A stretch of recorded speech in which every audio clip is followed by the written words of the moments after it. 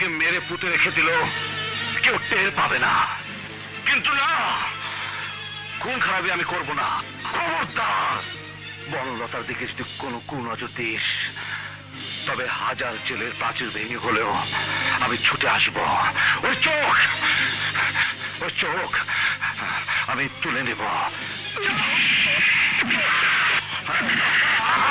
ওর দিকে হাত বাড়ালে এই হাত মন ভাবে গুরু করে দেব যে ভিক্ষার ঝুড়ি ধরা ক্ষমতা থাকবে না। ওর সম্বন্ধে একটা বাজে কথা বললে তোর জিভ টেনে আমি কুত্তা দেখাবো। মনে রাখিস, মনে রাখিস।